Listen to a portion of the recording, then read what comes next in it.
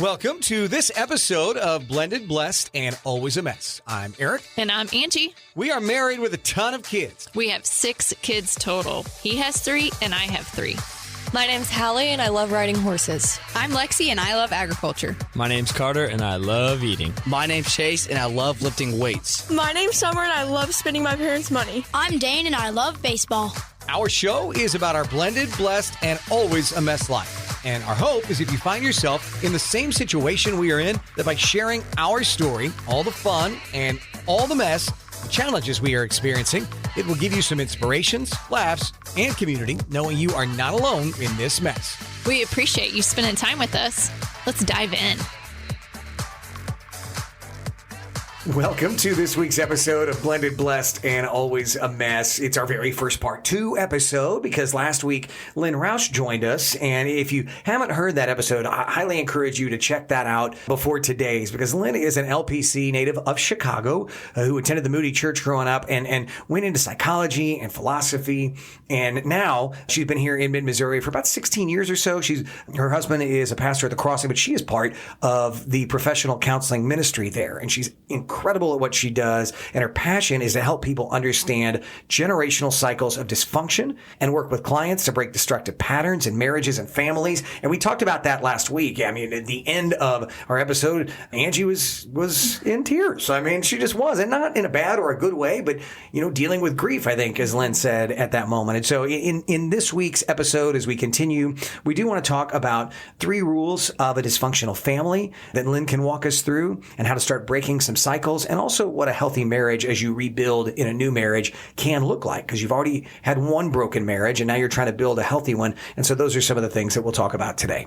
Great. Thank you guys for having me again. I'm so excited to be here. I mean, it is Wait, our pleasure. See a box of Kleenex, though. We were supposed to get Kleenex in here because we had tears might last need it time. again. Dang. Angie does not cry. It was a good stopping point last week because she was feeling it. So, yeah.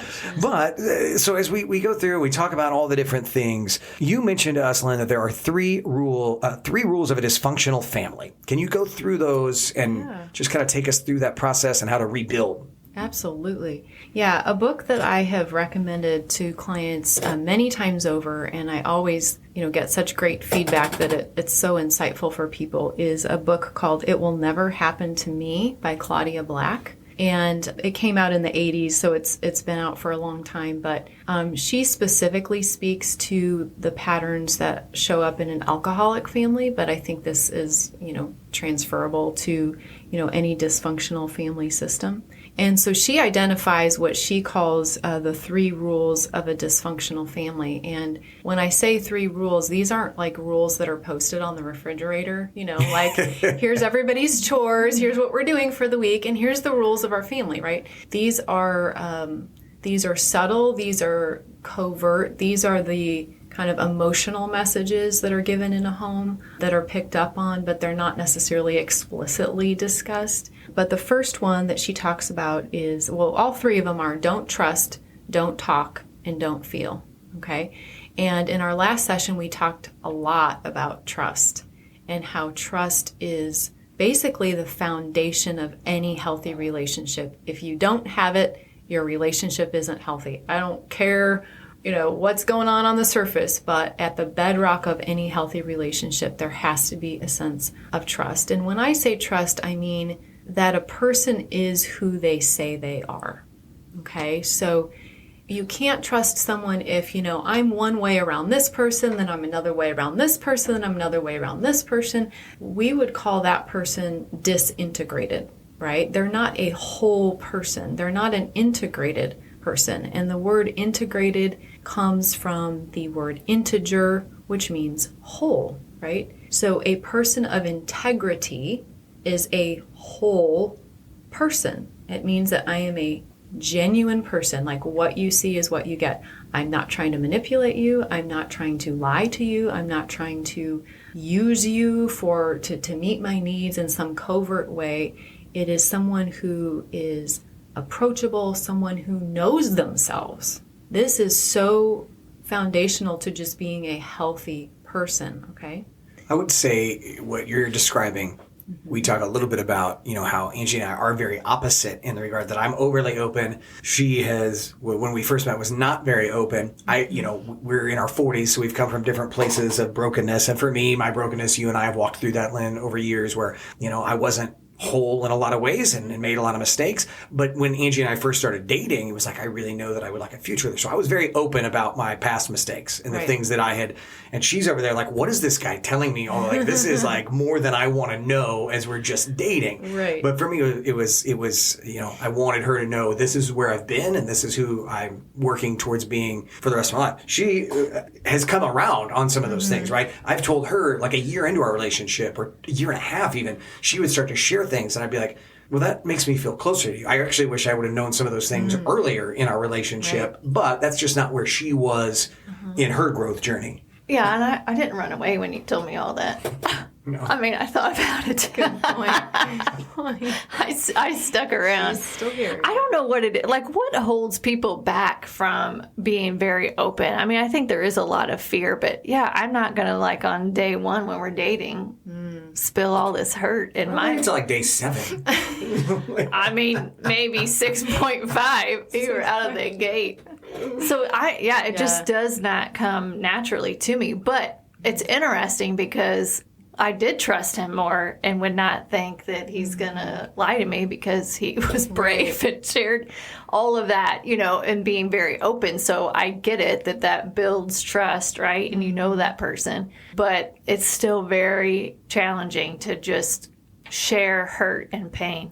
And I would say I would assume that's pretty common. I think yours. I think Eric's the minority actually is my guess as an overshare. Maybe I'm not. Overshare. Yeah, I mean, everyone grows up with different messages about feelings and will my feelings be taken seriously, right? So if you grow up in a home where it's like, well, I mean, back to the rules of a dysfunctional family, like you're not allowed to feel anything.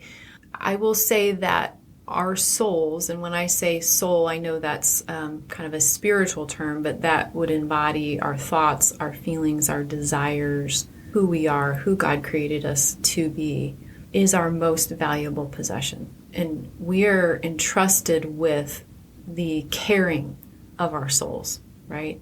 And so we should be careful about who we share our hearts with and who we share our souls with. On the other side of the coin, we can maybe be somewhat boundaryless and just sort of like, hey, I'm just going to tell everybody everything about myself. And I think it's both, it's good to kind of look at, again, how you were raised and how you got those needs met and those messages that were given to you. And everyone's going to come at it from a different perspective. But essentially in a dysfunctional home, what the child is learning is, I can't trust mom or dad to be there for me. Because they say one thing like, oh yeah, I'm going to be at your soccer game, and then dad doesn't show up to the soccer game. Maybe that feeling of like when I shared something with my mom or my dad, it was just dismissed or ignored or invalidated. And so again, there's that message that's being sent that, wow, this stuff that's inside of me, all these thoughts and feelings that I'm having, like I can't really trust these things with this person. And that's very scary to a child because back to that idea of from infancy, we are 100% dependent on our parents. So if I'm getting messages from them that like they're not really there, like there's really no one there, or that the person that's there is manipulative or, dishonest, like, lying or, saying things that aren't correct, that's again going to create a lot of internal dissonance because that's the only child's lifeline, right? So if I can't trust my parent, what can happen with that is now I feel like I can't really trust myself, right? Mm-hmm. It's like now you kind of grow up with some self-doubt and like, well, I think this is right. And so one of the things that in the literature about adult children of dysfunctional families is that kids grow up having to guess at what normal is. So, and you were talking about dysfunctional. Okay, so we haven't talked about this because it hasn't really applied in this setting, but we do know people. We've all met people. You've counseled people that have been in abusive relationships, whether that's alcohol, drugs, verbal, emotional, whatever that might look like.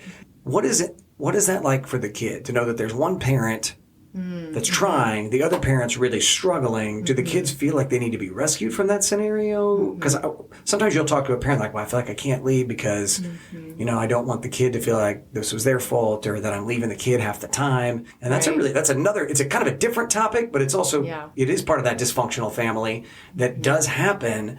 And, I just wonder what the kid going through the kid's mind, like sometimes is the kid going, well, my mom or dad should have saved me from the other parent or I don't know. Yeah, that could be an entirely it could be a complete, podcast.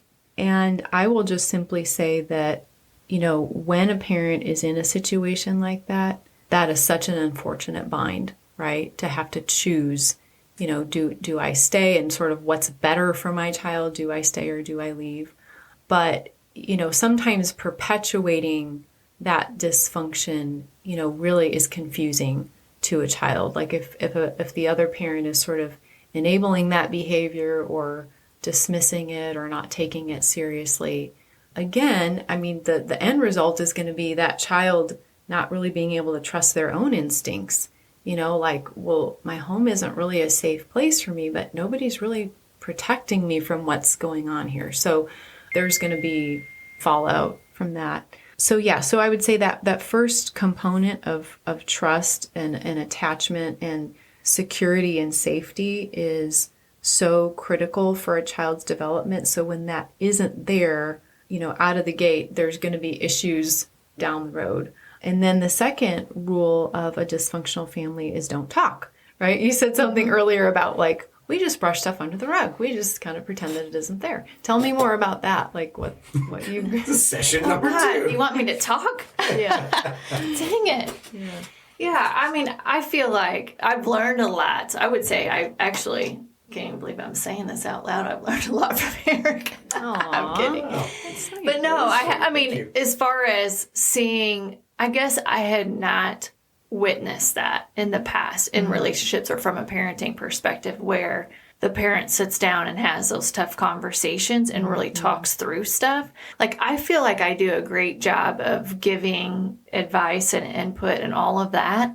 But I don't know how to describe it, but Aric does a great job of like having those tough conversations where I feel like for me, it just is not, it doesn't feel good. You know what I mean? And so I feel like I've done a good job with my kids, but then when I double click on the divorce aspect of it, I don't feel like I did a good job of really digging in with my kids when it was all happening. And the twins were little, they were younger. It was probably more just the oldest because she was, in the middle of it and old enough to understand.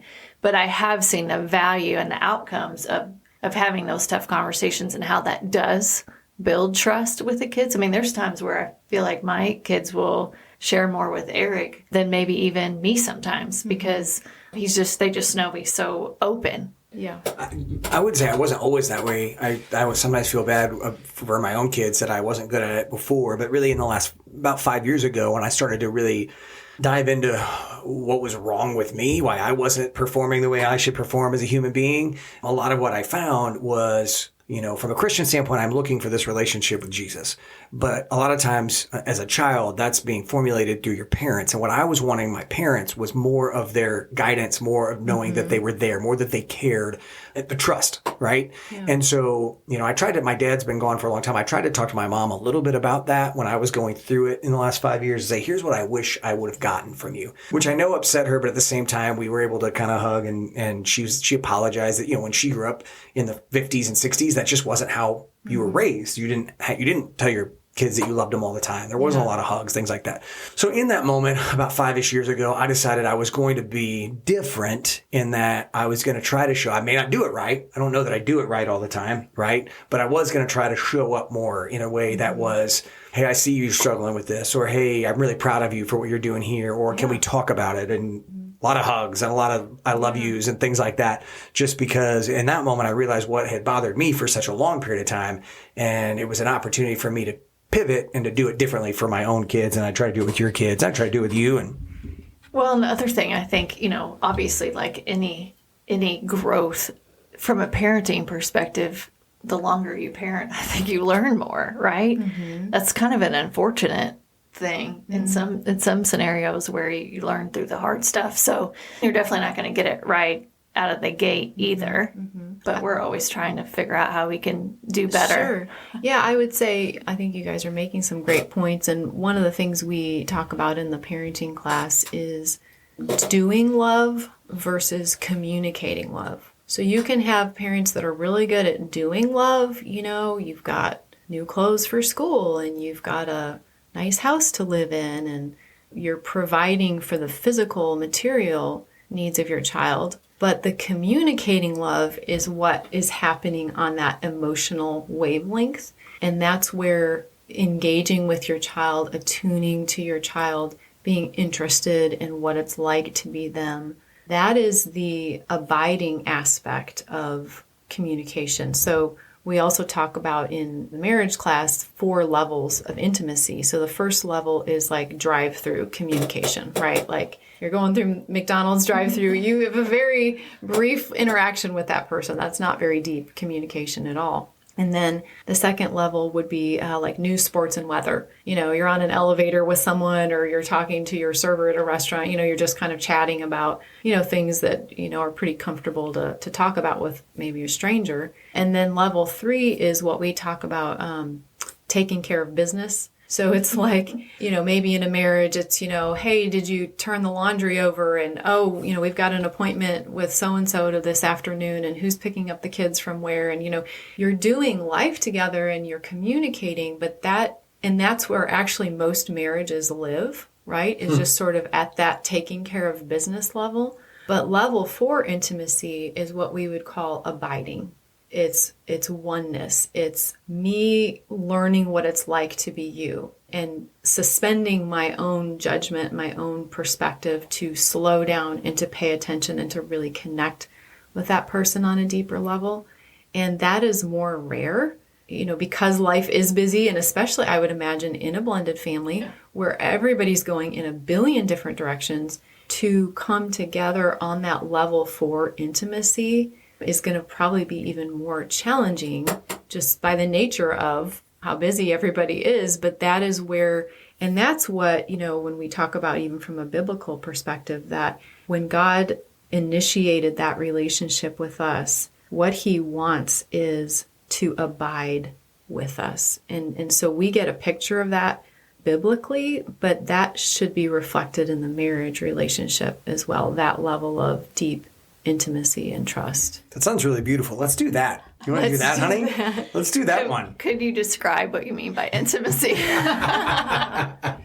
just literally had this conversation. Overall abiding, honey. Yes. Yes. How do you... That's our number one challenge, honestly, because it's so crazy busy all the time that it's hard to carve out that time to really connect at that level. When we do actually have time, it's like we're exhausted. Sure, I can imagine. From work, we both have demanding jobs, the kids, all of it, you know. So then you have those check boxes that you have to talk about. Like, okay, what's the game plan for tomorrow? What do we have this weekend? All of those things. We need groceries. But then to make sure that you're having time to really connect, that is literally a challenge. That's a big challenge. Yeah, yes. But I will say that if couples don't do that or they don't learn to do that, then the setup of the relationship is into the future where, okay, once these kids do launch, right, which hopefully they do, they're hopefully not going to live in your basement forever, right? That's why we're going to get rid of a basement one day. Right. Live in a slab.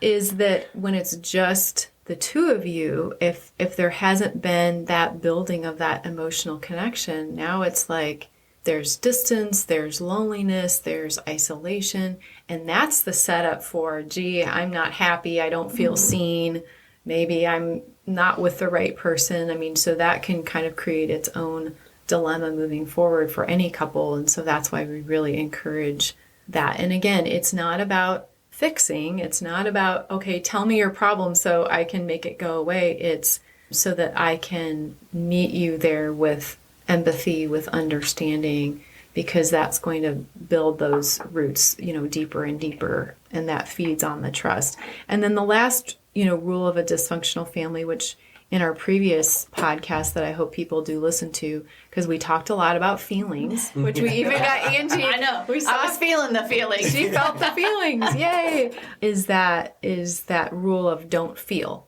right? Like, don't show emotion, don't show weakness, don't cry, don't ask about how somebody's really feeling, right? Because we kind of don't want to go there. And so when you combine, don't trust, don't talk, don't feel, it really is a setup for kids not learning the three most critical skills. There's a lot of talk out there about, emotional intelligence and emotional awareness. And if you just boil that down to its most common denominator, essentially all that means is, can I identify what I'm feeling? Can I express what I'm feeling? And can I regulate what I'm feeling? I mean, that's it right there. But guess what? If we grow up in a home where we don't trust, we don't talk, and we don't feel, is the child learning how to identify, how to verbalize, how to regulate their feelings? No.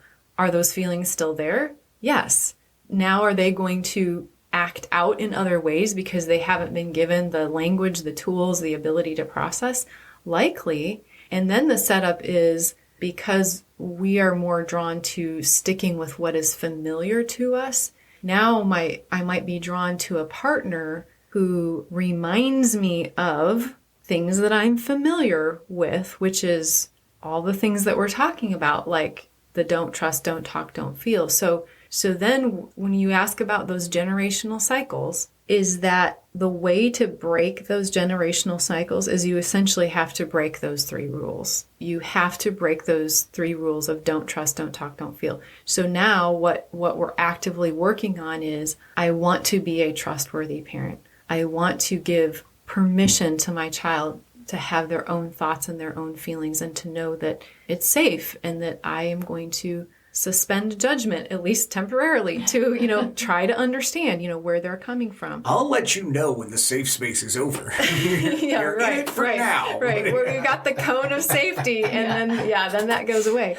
But when you ask about, well, gee, how do we break? And that's why, in last week's episode, I started off by saying how much I admire you guys, because by doing this podcast, by asking these questions, you are breaking those rules that bind people in those dysfunctional family patterns. Because when we don't talk, when we don't trust, when we don't feel, what happens is we have secret thoughts and feelings. And now, again, I don't have anywhere to go with those things. I have no one to help me make sense of them in any kind of a broader context. And that can create that internal dissonance where I don't have anywhere to go with that. So now to regulate that, I might use unhealthy coping mechanisms, food, relationships, sex, other forms of, alcohol, like substance use, because all of those addictions are typically rooted in a person's desire to try to soothe distressing feelings, when really those distressing feelings could be soothed if we could talk about them and we could process them, and that felt safe to do that. A child has to borrow from the parent their mature emotional regulation, because a child's brain doesn't have all that capacity yet.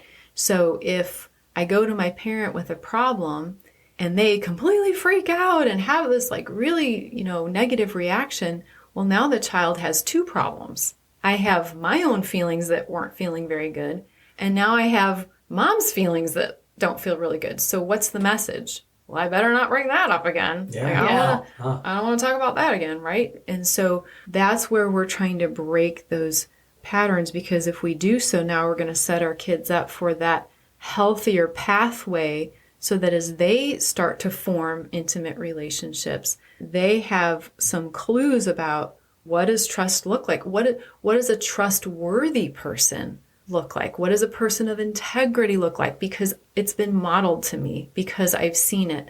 And when I said, a person of integrity, I'm not saying a perfect person. I'm saying a self-aware person. Not only do I get the impact that I have on you, but I get myself. I get, like you said at the beginning, it was like, hey, I know my flaws. I know my mistakes. And even though that feels scary, what it did for you was, now I can trust them, because he knows what those mistakes are. That sets it up for, being able to trust in the future. This is deep. It's good stuff. That's why we knew when we asked Lynn to be on the podcast, it'd probably be a 2-episode thing. And I just think it could be 5. I mean, you have your own podcast. If the church hasn't given you a podcast yet, Lynn, it's time. We're starting one. Okay. Actually, awesome. Yeah, it hasn't launched yet, but when it does in the future, I will let you guys know about it. Specifically around family dysfunction? Or we're going to cover lots of different topics. We're going to start with 4 beliefs that will keep you stuck. And then from there, we're going to go into emotions and family and relationships and marriage and all the things. So we're going to That's fantastic. try to tackle a lot. But That's great. Yeah. And of course, we've referenced Lynn's blog series earlier in our podcast, probably 3 months ago or so. We were referencing those, and we'll repost the link to those as well if you want to go back and listen to some of those. I know it's hard to believe we're pretty much up on time again. It's how good it's going. Well, before we close, I just want to say that there are really good resources out there for families. Please. And I just want to reference a couple of the ones that I was looking at just to prepare for our time together. And there's a book out there called The Smart Step Family by Ron L. Deal. And I believe there's a website along the same lines where they have articles and resources that I think would be really helpful. I was also looking at a book called The Long Way Home by Gary Newman. And the subtitle is The Powerful 4-Step Plan for Adult Children of Divorce. And, honestly, there's, lots of resources out there if you, go to Amazon and look. But these are just the things that I've observed in my work with clients and just my study of relationships and how things work. So thank you for having me. Well, we have to ask you one more question that we ask everyone before we go. You want to ask? Sure. What is your favorite family tradition? Okay, so I think my favorite family tradition is that when in our family it's someone's birthday, we usually go out to eat and let them pick the restaurant. But after we've ordered food and we're waiting for food to come, we go around the table and everyone says, what is something that you like, love, or appreciate about the person, who's being honored? And it's just kind of a sweet moment because, again, when we're talking about sharing feelings and having, those emotional connections, sometimes just some really sweet things are said, like between siblings that maybe, you wouldn't normally hear. I wouldn't necessarily normally hear my daughter, say something so glowing about one of her brothers,